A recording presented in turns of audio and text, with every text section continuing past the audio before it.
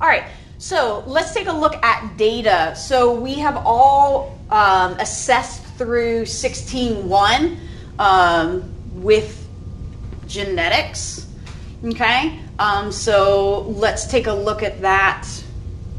Oh, it's up here. I was like, I know I put it in here somewhere, to see what our results were. So we can do a comparison, what worked, what didn't work. Did you guys sneak a peek at the results? I did. Yeah. It's getting there. It's getting warmed up. Okay, so our questions. Let's take a look at the first one with our Creation Honors category here, our results. Any questions or concerns with discrepancy there versus standard? Do we want to look at the question? If anyone, this is also a time if we feel like that question maybe wasn't best to assess this particular benchmark, then we can go back and look at it and revisit it. I have the common questions available as well. But if you didn't get a chance to preview or look ahead of time, I know we all put our data in there. Is there any direct question that we want to look at and say, hey, your students did better on that particular benchmark? I can say for me, I need to go back, right? Take a look at this for me. My students on the cattle question got 68% mastery. I'm well below, okay, what the others were. So I need to go back and take a look with that question. We're getting there, and see what misconception my students could have possibly had. Let's see.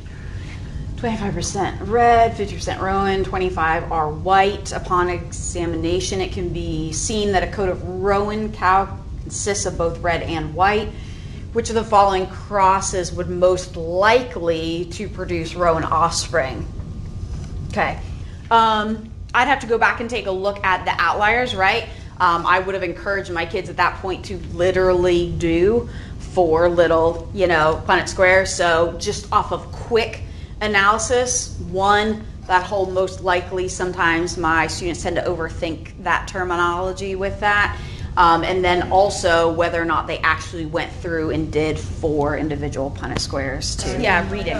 Absolutely. But like Finishing mine reading. did the Punnett squares. Like I had tests that like literally were You could covered. see all the, and I the would answer go sheets. and I'd read them and they were just interpretive wrong.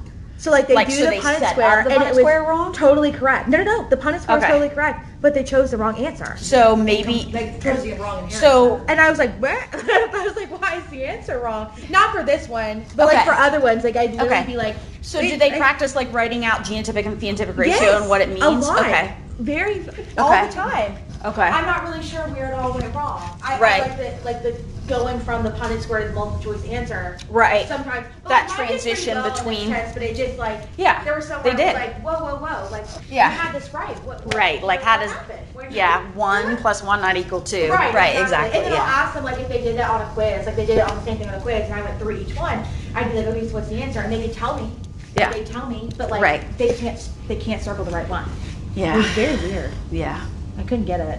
And I kept asking. I was like, "What's the deal?" They're like, "I don't know." I was like, "Okay." I'm like, okay, me neither. I was like, "Okay." Me neither. We'll keep trying. We'll keep I was like, practicing. "Well, let's keep going." We'll keep practicing. Right, and we've talked about before how with a lot of these questions that we put up here for the common assessment questions, how they are that higher order thinking, right? And we're trying to raise the students up to that level. So oftentimes that can be an issue.